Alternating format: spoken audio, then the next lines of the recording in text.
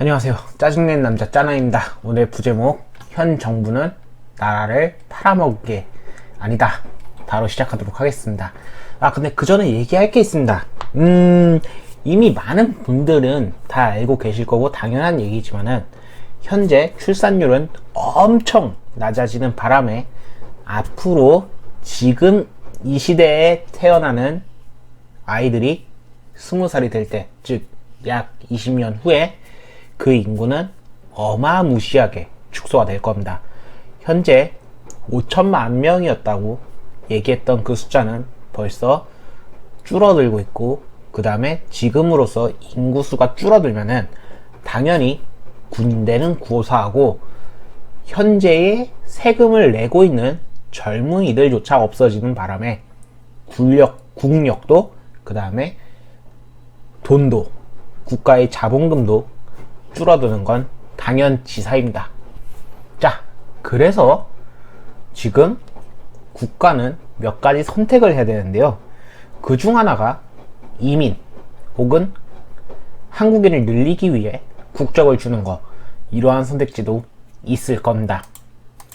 단독 영주권자 자녀 한국 국적 주자는 법무부 적용 대상 95% 중국인 해서 아까 방금 말씀드린 거에 연장되어서 국가는 현재 한국에서 거주하고 있는 사람들의 자녀한테 국적을 주겠다 라고 하고 있습니다.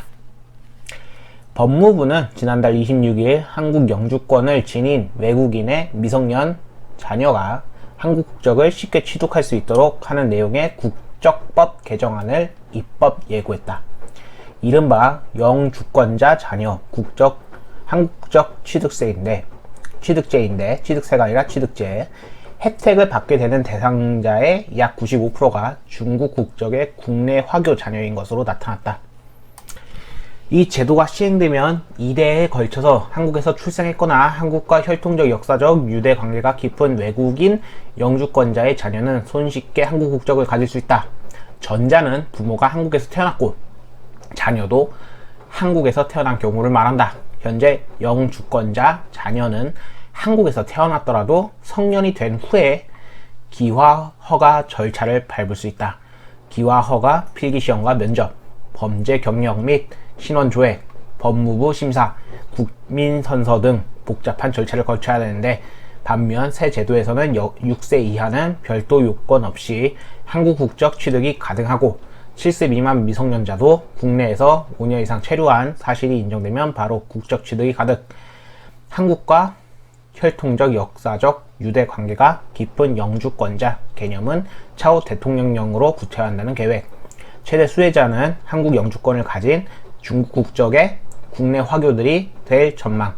법무부 자료에 따르면 이 제도를 적용받을 수 있는 영주권자 자녀는 작년 12월 31일 기준으로 3,930명, 이 중 중국 국적이 요만큼으로,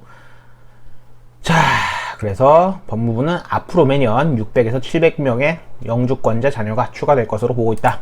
법무부는 이 제도에 대해 저출산, 고령화 시대의 미래인적 자원을 확보하는 효과를 거둘 수 있다고 밝혔는데, 우려도 적지 않다. 이들은 한국 국적 취득 시 국내에서 외국 국적을 행사하지 않겠다는 외국 국적 불행사 서약을 할 경우 중국과 한국 국적을 모두 유지하는 복수 국적자가 될 수 있다. 법조인들은 한국 국적자로 의료보험과 교육 혜택 등을 보다가 성년이 된 후 중국으로 가는 인재 유출이 일어날 가능성도 있다고 했다. 이 교수는 특정 국적 영주권자를 위한 법 개정에 가까워 보인다며 혜택을 받지 못하는 영주권자에 대한 차별 논란을 불러올 수 있다고 했다. 자, 여기서 얘기하고자 하는 거는, 첫째, 6살한테 중국인들의 자녀뿐만 아니라 다른 어떤 자녀라도 한국에서 살고 있는 영주권자를 가진 자들의 자녀들은 한국 국적을 가질 수 있으며 한국 국적을 가질 수 있고, 그렇게 한국에 대한 모든 혜택을 다 받고, 부모들은 한국 국적이 아니기 때문에 세금도 안 내고, 그 다음에 자녀들은 한국인이기 때문에 세금에 안 내면서 혜택을 받을 거 다 받고, 그 다음에 플러스로 배울 거 다 배우고 가져갈 거 다 가져가서 결국에 중국으로 다시 넘어갈 수 있습니다. 여기 써있죠? 중국어라는 인재 이출. 자, 만약에 투표권까지 가져갈 수 있다고 하면 어떠실까요? 한국인이니까 당연히 투표할 수 있습니다. 이 정부는 나라를 팔아먹는 게 아닙니다. 중국을 우상해서 넘겨주려고 하고 있는 겁니다. 팔아먹는 거는 자기네들의 이득이 필요한데요. 돈을 받았을 수도 있겠죠. 뭘 했을 수는 있겠죠. 이득을 취할 수는 있겠죠. 근데 제가 볼 땐 아마 영혼 속까지, 뼛속까지 이 나라를 굉장히 숭배하기 때문에, 자신들은 철저하게 이들의 노예이기 때문에 나라를 팔아먹는 게 아니라 내주려는 속셈이 아닌가 저는 생각을 하고 있습니다. 그냥 드리는 거죠. 예, 드리려고 이러고 있는 겁니다. 자국민을, 한국인을 위한다고 하는 게 아니라 이 나라를 위하는 거겠죠. 저는 그래서 이걸 팔아먹는다 라고 표현하고 싶지 않습니다. 드리는 거죠. 예, 이 정부는 이 나라를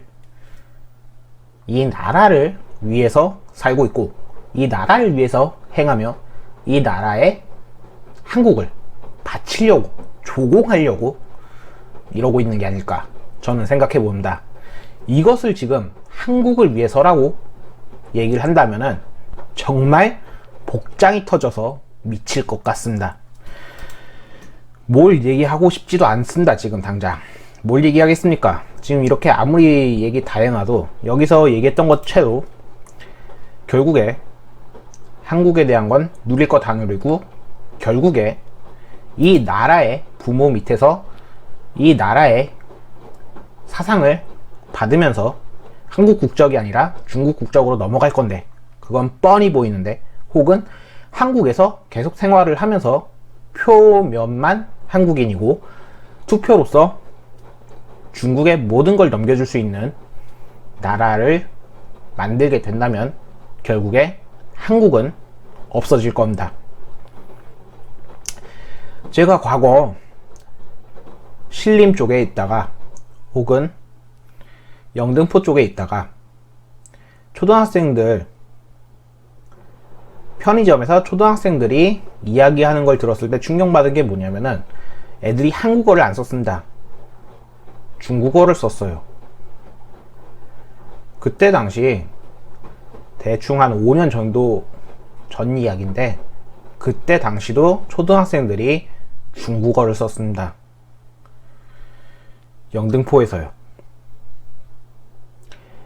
때문에 그게 벌써 5년 전 얘기고, 지금은 더욱더 많은 이 외국인들이 한국을 차지하고 있다고 생각할 겁니다.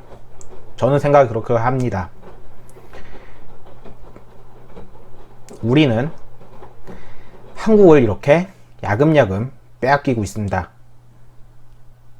안타깝게도 우리의 투표로 우리의 한국을 갉아먹고 있었습니다. 저 또한 거기에 일조했지만 지금은 굉장히 후회 중입니다. 다시 한번 말씀드리겠습니다. 현 정부는 나라를 팔고 있는 게 아니라 이 국가에, 저 국가에 조공을 바치고 있습니다. 이 한국이란 나라를 조공하고 있습니다. 감사합니다. 쩌남이었습니다.